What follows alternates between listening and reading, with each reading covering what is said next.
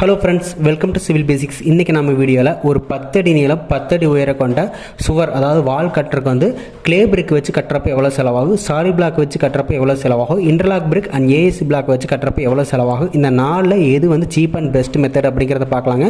So வாங்க வீடியோக்குள்ளே போகலாம். ஸோ ஃபஸ்ட் நம்ம வந்து சைஸஸ் எல்லாம் என்னென்னு பார்த்துடலாம். கிளே பிரிக்கை பொறுத்த வரைக்கும் நமக்கு வந்து சைஸஸ் பார்த்தீங்கன்னா வந்து 9 inch into 3 inch into 4 inch வருங்க. ஸோ இதே வந்து சாலிட் பிளாக் அப்படிங்கிறப்ப 12 inch into 8 inch into 6 inch வருங்க.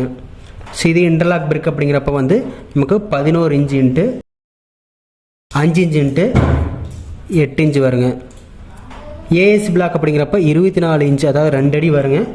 8 இன்ச்சு இன்ட்டு 8 இன்ச்சு. ஸோ இதில் 9 இன்ச்சுங்கிறது பார்த்தீங்கன்னா வந்து லென்த்து வரும், 3 இன்ச்சுங்கிறது பார்த்தீங்கன்னா ஹைட் வரும், 4 இன்ச்சுங்கிறது பிரெத்து, அதாவது ஆழம் வருங்க.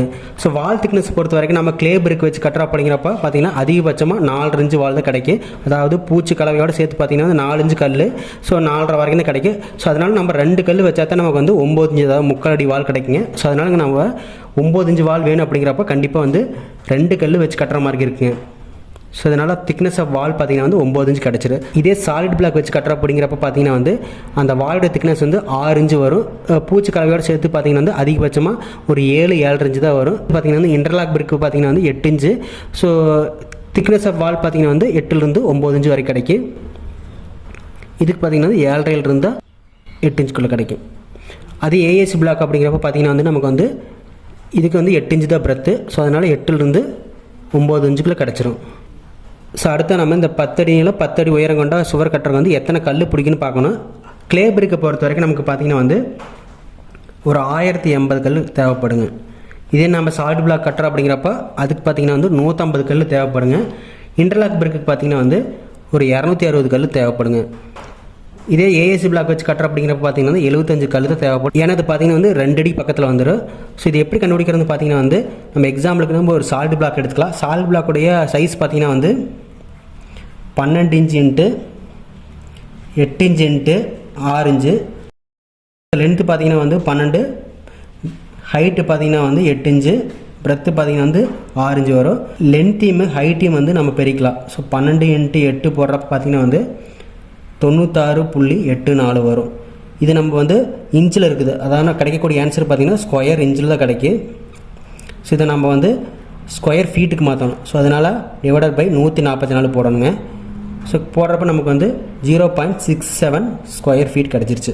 ஸோ இப்போ ஒரு கல்லுடைய ஏரியா கிடச்சிருச்சு. நமக்கு டோட்டல் ஏரியா பார்த்தீங்கன்னா 10 இன்ட்டு 10, அதாவது 10 இன்ட்டு 10 போடுறப்ப வந்து 100 ஸ்கொயர் ஃபீட். ஸோ இந்த 100 ஸ்கொயர் ஃபீட்டில் எத்தனை கல் பிடிக்குன்னு கண்டுபிடிக்கணும். ஸோ 100 டிவைடட் பை ஒரு கல்லுடைய ஏரியா 0.67. ஸோ நமக்கு வந்து 149.25 வரும். ஸோ நம்ம வந்து ரவுண்டாக வந்து 150 கல் எடுத்துக்கலாங்க.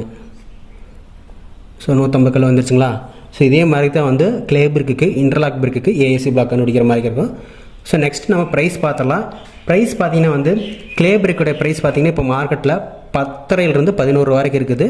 ஸோ இதே நம்ம சாலிட் பிளாக் போகிறோம் அப்படிங்கிறப்ப பார்த்தீங்கன்னா வந்து 40 to 45 வரைக்கும் போயிட்டுருக்குது.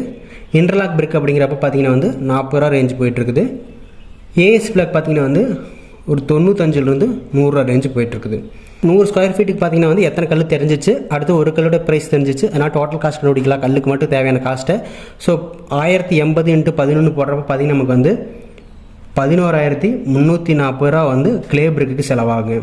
இதே நம்ம சாலிட் பிளாக் வச்சு கட்டுறோம் அப்படிங்கிறப்ப பார்த்தீங்கன்னா வந்து 45 ரூபா எடுத்துக்கலாம். ஸோ 45 into 150 போடுறப்ப பார்த்தீங்கன்னா வந்து 6,750 தேவைப்படுங்க. ஸோ அடுத்தது இன்டர்லாக் வச்சு கட்டுறோம் அப்படிங்கிறப்ப பார்த்தீங்கன்னா 260 into 40 போடுறப்ப பார்த்தீங்கன்னா ஒரு 10,400 வந்து தேவைப்படும்.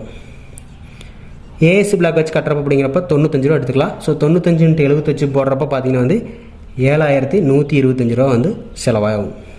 ஸோ இதான் வந்து கல்லுக்கு தேவையான காஸ்ட்டு.